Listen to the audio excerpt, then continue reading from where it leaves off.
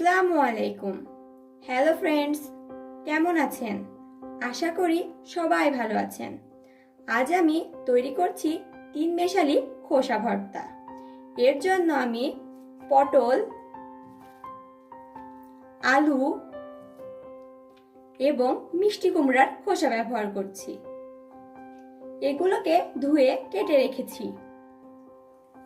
এখন খোসাগুলো লবণ দিয়ে মাখিয়ে নিচ্ছি, যাতে এগুলো একটু নরম হয়।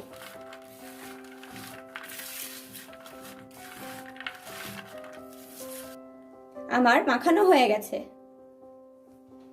এবার আমি একটি পেন নিচ্ছি। পেনটাকে ভালো করে গরম করে নেব।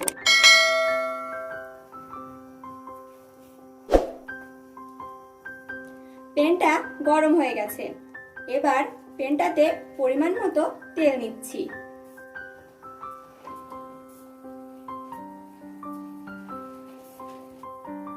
তেলটা হালকা আঁচে গরম করতে হবে।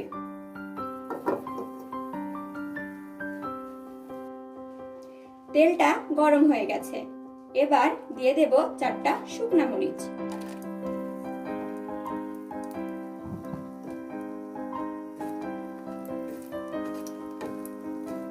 মরিচগুলো হালকা ভেজে নেব।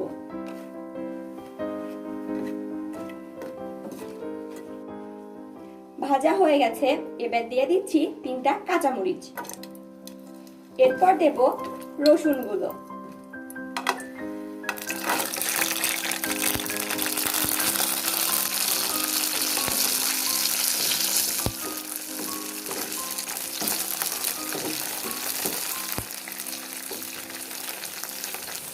এখানে আমি 3টা বড় সাইজের রসুন ব্যবহার করেছি। রসুনের পরিমাণটা বেশি হলে খেতে খুবই মজা লাগে।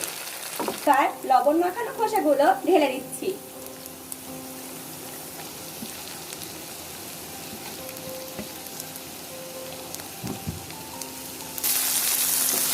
এগুলোকে ভালো করে ভাজতে হবে। সাধারণত আপনারা এই খোসাগুলো ফেলে দেন, এখন থেকে এগুলো আর ফেলবেন না। এগুলো দিয়ে খুব সুন্দর ভর্তা তৈরি করতে পারবেন। আমার ভাজা হয়ে গেছে। দেখুন কত সুন্দর কালার হয়েছে।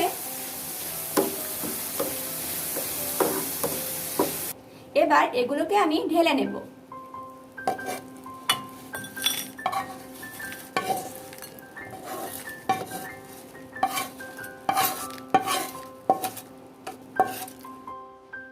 খোসাগুলো এবার শিলপাটায় ভালোভাবে বেটে নেব।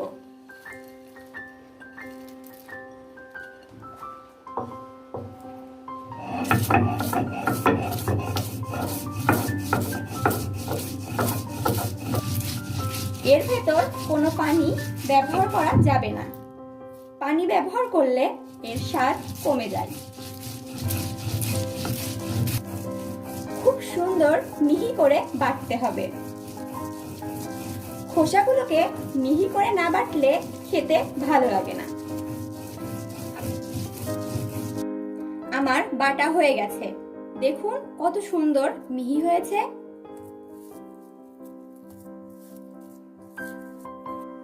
এবার এটাকে আমি পরিবেশন করব। গরম ভাতের সাথে খেতে খুবই মজা লাগে।